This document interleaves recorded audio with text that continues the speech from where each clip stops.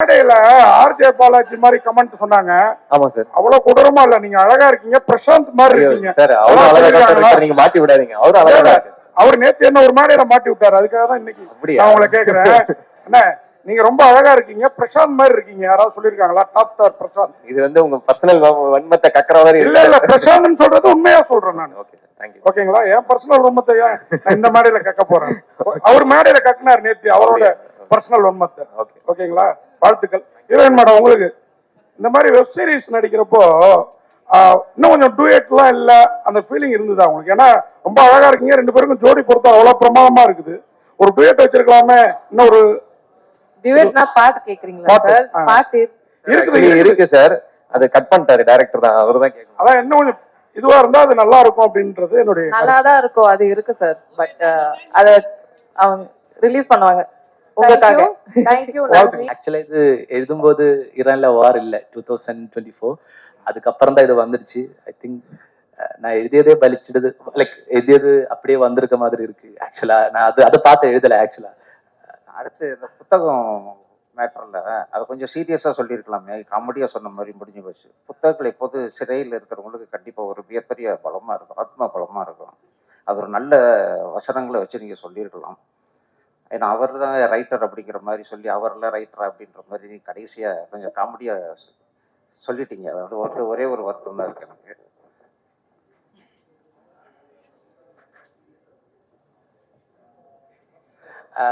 Actually நான் book படிக்கிறது காமெடியா ஆக்சுவலா சொல்ல வரல. ஆக்சுவலா என்னை பொறுத்த வரைக்கும் இந்த கேரக்டர் மட்டும்தான் காமெடி. ஆக்சுவலா லைக் புக்கு படிக்கிற விஷயம் எப்பவுமே நல்லதுதான்.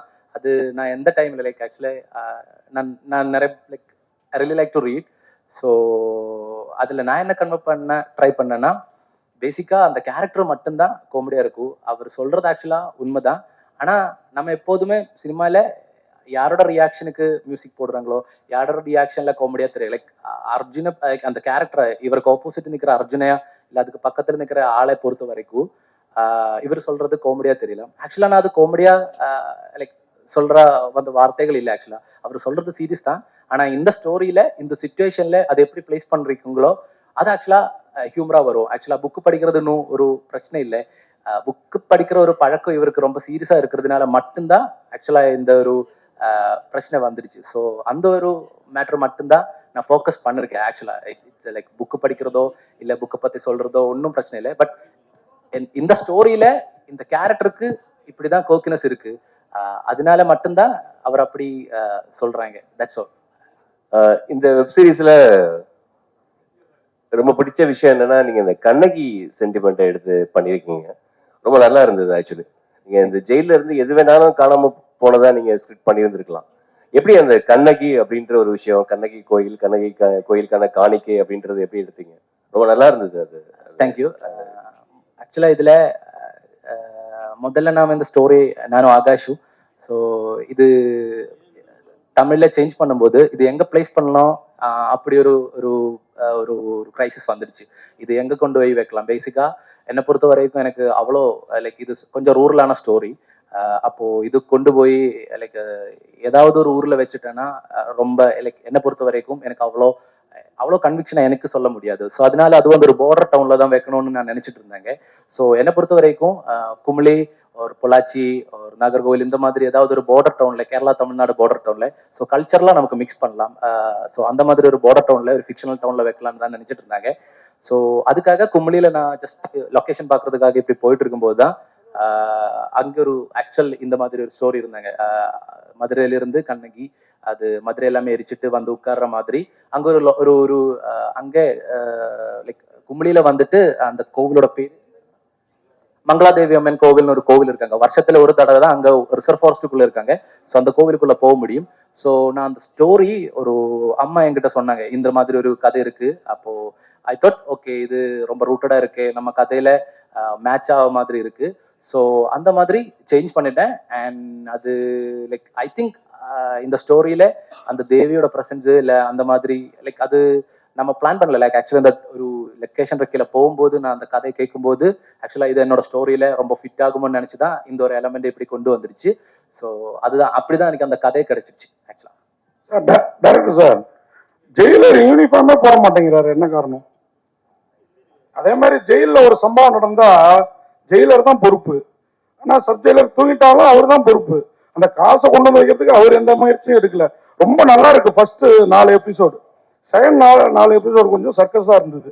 சர்க்கஸ்ங்கிற பேருக்காகவே அப்படி வச்சிருந்தீங்களோ?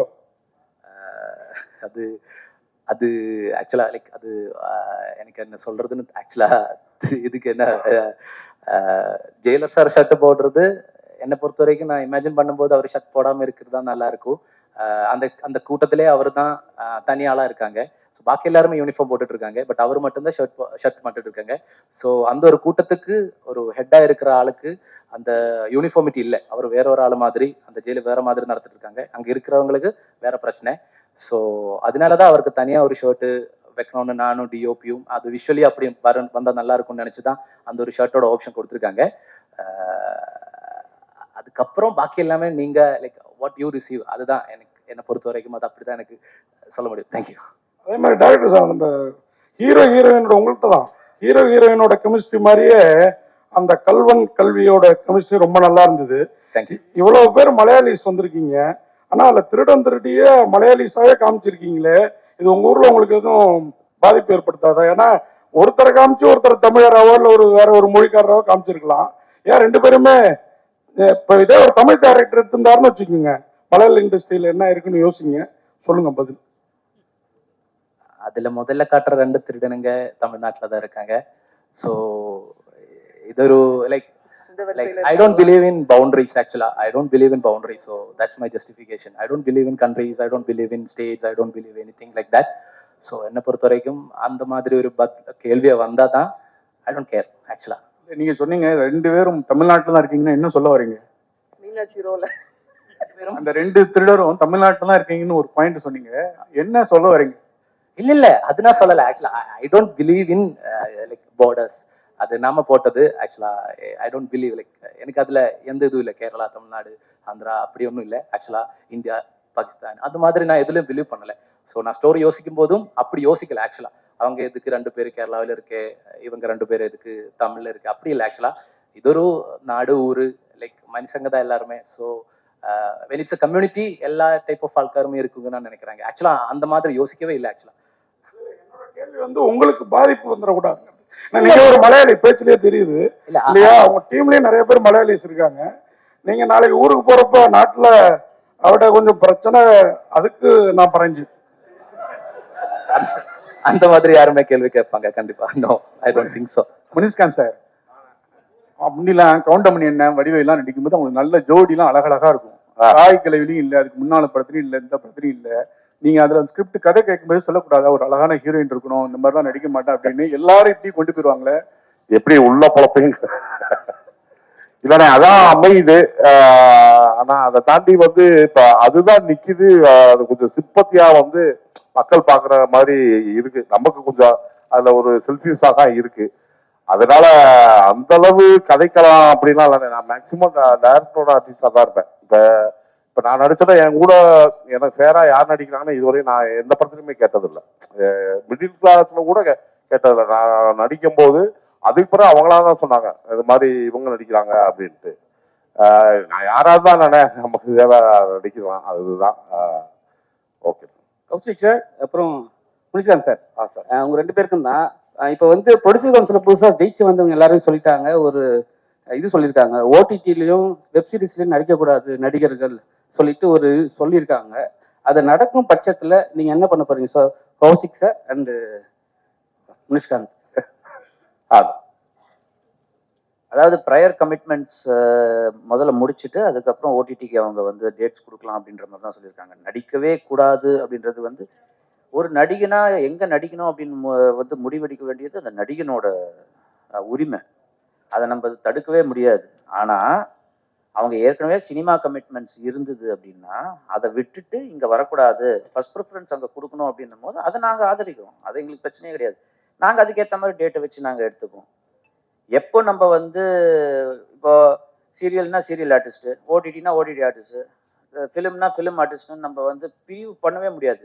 எப்படி அமீன் சொல்றாரோ பவுண்டரிஸ்ல அவருக்கு நம்பிக்கை இல்லைன்னு, கலைக்கும் பவுண்டரியே இருக்கக்கூடாதுன்னு தான் நான் நினைக்கிறேன். அது நான் ரொம்ப ரொம்ப நம்புறேன். அதனால தான். முனிஷ்காந்த் சார், நீ விட மாட்டீங்களாண்ணே? சரி கேள்வி. அதே கொஸ்டின் தான். என்னன்னா வந்து நடிக்கக்கூடாதுன்னு சொல்லியிருக்காங்க.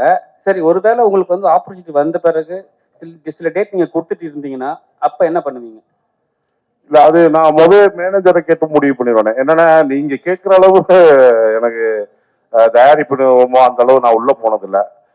எனக்கு தெரிஞ்சு நான் வந்து இதே ஒரு 10 வருஷத்துக்கு முன்னாடி ஏவிஎம் பக்கத்துல வந்து யூனிட் 20 நிற்கும், விரல விட்டு எண்ணிடலாம். இந்த ஓடிடி வெப் சீரிஸ் வந்த பிறகு நான் அதே 4 மணிக்கு தான் போனேன். அவ்வளவு வண்டி நிக்குது, அவ்வளவு பேருக்கு வேலை இருக்கு, அவ்வளவு பேருக்கு இது இருக்கு. அதனால வந்து இதெல்லாம் பெரியவங்க அவங்களவா பார்த்து சமரசமா பேசி எல்லா வேலையும் நல்லா நடந்தா சௌரியமா இருக்குன்னு நினைக்கிறேன். அந்த மாதிரி பிரச்சனை வரும்போது நான் மேனேஜர்கிட்ட கேட்டு எது இதுவோ அதுக்கு தகுந்த மாதிரி நான் பண்ணிக்குவேன். கௌசிக் சார், அப்புறம் நீங்க சார் இப்ப வந்து தேட்டரு சங்கத்துல இருக்கிறவங்க என்ன சொல்லியிருக்காங்கன்னா, ஓடிடியில் வர படங்கள் வந்து 8 வாரத்துக்கு அப்புறம் தான் ரிலீஸ் பண்ணணும் அப்படின்னு ஒரு விஷயம் சொல்லியிருக்காங்க. நீங்க ஜனநாயகம் படம் எடுத்திருக்கீங்க, இன்னும் ரிலீஸ் பண்ண முடியல. அது ரிலீஸ் ஆச்சுன்னா 8 வாரத்துக்கு அப்புறம் பண்ணுவீங்களா, இல்ல வந்து நீங்க போட்ட அக்ரிமெண்ட் எப்படி பண்ணுவீங்களா? இல்ல, அது ஜனநாயகம் பொறுத்த வரைக்கும் அதோட டேட் வந்து இப்போதைக்கு யாருக்குமே தெரியல. அது எப்போ ரிலீஸ் ஆகுதோ அதோட கான்ட்ராக்ட்ல நம்ம எப்படி பண்ணியிருக்கோமோ அதுக்கேற்ற மாதிரி வந்து சேனல் பிஸ்னஸ் ஹெட் முடிவெடுத்து அந்த ரிலீஸ் நடக்கும். சில சமயம் பார்த்தீங்கன்னா ஒரு ஃபெஸ்டிவலுக்கு நாங்கள் தள்ளி வச்சு கூட ரிலீஸ் பண்ணுவோம். சில சமயம் பார்த்தீங்கன்னா கொஞ்சம் ப்ரீபோன் பண்ணி ப்ரொடியூசருக்கும் அவங்களுக்கும் ஒத்து போச்சு அப்படின்னா நம்ம வந்து சில நாட்களுக்கு முன்னாடியே பண்ணுவோம். 8 வாரம்ன்றது 2 மாதம் தானே, அது பிரச்சனை கிடையாது. அது யூஸ்வலாக நம்ம பண்ணுறது வந்து தேட்டர்லேருந்து ஆல்மோஸ்ட் 3 மாதத்துக்கு அப்புறம் தான் நம்ம பண்ணுறது. அதனால் அது ப்ராப்ளம் இல்லை. கௌசிக் சார், சோசியல் மீடியாவில் 2-3 நாள் ஓடிட்டு இருக்கு. ஜீக்கு வந்து எக்ஸ்க்ளூசிவா விஜய் சார் ஒரு பேட்டி கொடுத்துருக்காரு, தமிழ் புத்தாண்டுக்கு வருது அப்படின்னு. அது உண்மையா இல்லையா? எனக்கு தெரிஞ்சு இது வரைக்கும் அந்த மாதிரி பேட்டி எதுவும் நடக்கல. அதனால புத்தாண்டு அன்னைக்கு பார்ப்போமே, வந்ததுன்னா பார்ப்போம், வரலன்னா பார்க்க மாட்டோம், அவ்வளோதான். சார் கௌசிக் சார், அது மாதிரி டைரக்டர்கிட்ட கேட்க வேண்டிய கேள்விதான். நீங்களும் கிட்டத்தட்ட டைரக்டர் தானே, அதனால உங்கள்கிட்ட கேட்குறேன். இந்த சீரீஸ்ல ரொம்ப நல்லா பண்ணிருக்கீங்க நான் சொன்ன மாதிரி. ஆனா படத்துல வர்றது ஒரு பிரைவேட் மினி பஸ் மாதிரி தெரியுது. ஆனா அந்த ஒரு எபிசோட்லயும் போடுறப்ப சேலம் டு மேட்டூர் பஸ்ஸே காமிக்கிறீங்களே, என்ன காரணம்? எங்களுக்கிட்ட இப்போ ஒரு கொடுக்குற அளவுக்கு ஒரு 200 கோடி 300 கோடி பஸ் இருந்ததுன்னா ஒரு பெரிய பஸ்ஸை வந்து செட்டு போட்டு கூட எடுக்கலாம். நம்ம வந்து ஒரு ப்ராடக்டை பண்ணும்போது ரெவன்யூவும் வரணும். அந்த ரெவன்யூ வரத்துக்காக நாங்கள் என்ன பண்ணுவோம் அப்படின்னா, ஒரு அளவுக்கு தான் பட்ஜெட் சில விஷயங்களுக்கு கொடுப்போம். பஸ்ஸுன்றதை காமிக்கணும், அதில் ஒரு கண்டக்டர்ன்றதை காமிக்கணும். அதில் வந்து 50 சீட் இருந்தாலும் அது பஸ்ஸு தான், 60 சீட் இருந்தாலும் பஸ்ஸு தான். அதனால நம்ம வந்து இப்போ நம்ம வல்சரவாக்கத்துலேருந்து விருகம்பாக்கத்துக்கு மினி பஸ் விடுறோம் இல்லையா, அந்த மாதிரி அந்த ஊரில் இப்போ எந்த ஊரும் நம்ம வந்து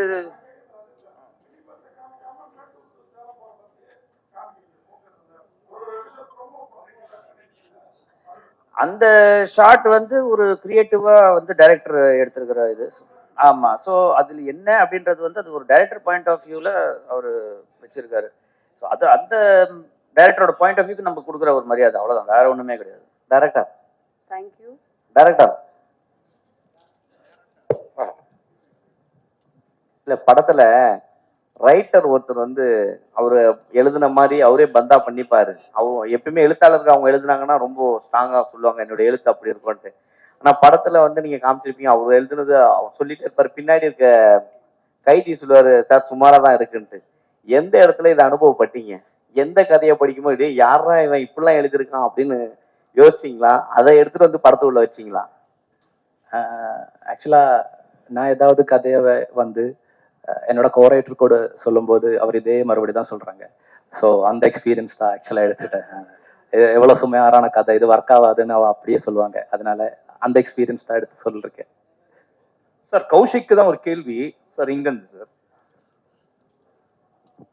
சார் இன் ரிகார்ட் டு தான் அந்த தியேட்டர் ஓனர்ஸ் அசோசியேஷன் சொன்னதை பத்தி தான். பட் அவங்க சொல்லியிருக்கிறது என்ன அப்படி சொல்லியிருக்காங்கன்னா வந்து ஒரு நடிகரோ அல்லது ப்ரொடியூசரோ வந்து டைரக்டரோ வந்து வெப் சீரிஸ் பண்ணக்கூடாது, அப்படி பண்றவங்க வந்து படம் பண்ணாங்கன்னா அவங்க என்டர்டெயின் பண்ணக்கூடாது அப்படின்னு சொல்லியிருக்காங்க. அப்படிதான் அவங்க பேசுன ரோஹிணி பன்னீர்செல்வம் போட்ட ஆடியோ அப்படிதான் இருந்துச்சு.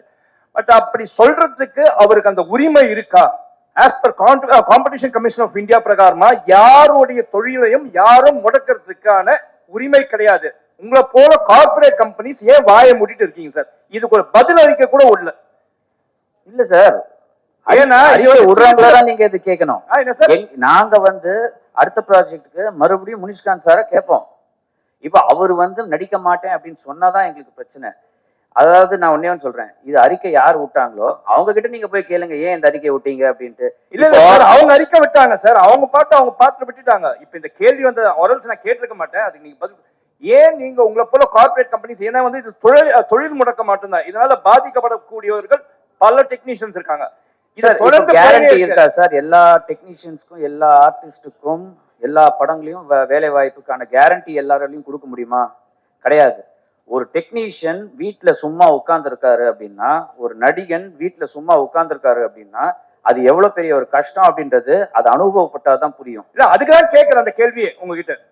இல்ல அதான் அது அவங்களோட பாயிண்ட் ஆஃப் வியூவா இருக்கு. இந்த மாதிரி வெளியில போய் நடிக்க கூடாது அப்படின்னு எனக்கு தெரிஞ்சு அதனால வந்து ஓடிடியில் நடிக்கிறதுனால வந்து ஒரு சினிமா பாதிக்கப்பட போறதில்ல. இன்ஃபேக்ட் சில படங்களை விட ஓடிடியில வர கண்டென்ட் இன்னும் பெட்டராவே இருக்கு. அது நான் ஜி5 பத்தி சொல்லல, அக்ராஸ் ஓடிடி நான் சொல்றேன். நிறைய ஓடிடி கான்டென்ட் வந்து நிறைய பேர் பாக்குறாங்க, நிறைய படங்களை விட அது பெட்டரா இருக்கு. அதனால யார் என்ன நடிக்கணும், யார் எதுல போய் வேலை செய்யணும் அப்படின்றது அது அவங்கவுங்க உரிமை, அவங்கவுங்களோட டிசிஷன். அது தாண்டி வந்து இல்ல நாங்க படத்துல வச்சுக்க மாட்டோம் அப்படின்னா அந்தந்த ஆர்டிஸ்டோ அந்தந்த டெக்னீஷியனோ போய் போராடணும். ஏன் நாங்க நடிக்க கூடாது அப்படின்னு கேட்கணும். வேலை வாய்ப்புக்கு கேரண்டி இருக்கா சார்? வேலை இல்லைன்னா இன்னைக்கு எவ்வளவு பிரச்சனைன்றது எல்லாருக்குமே தெரியும். 3 வேளை சாப்பிடலன்னா எவ்வளவு கஷ்டம்ன்றது எல்லாருக்குமே தெரியும். ஒரு தளத்துல வந்து ஒருத்தருக்கு வேலை கொடுக்குறாங்க, அதுவும் மரியாதை கொடுத்து சம்பளம் கொடுத்து வேலை கொடுக்குறாங்க அப்படின்னா அதை வந்து பாராட்டணுமே தவிர அதை வந்து நம்ம தப்பா நினைக்க கூடாது. தேங்க்யூ. தேங்க்யூ. G5 பொறுத்த வரைக்கும்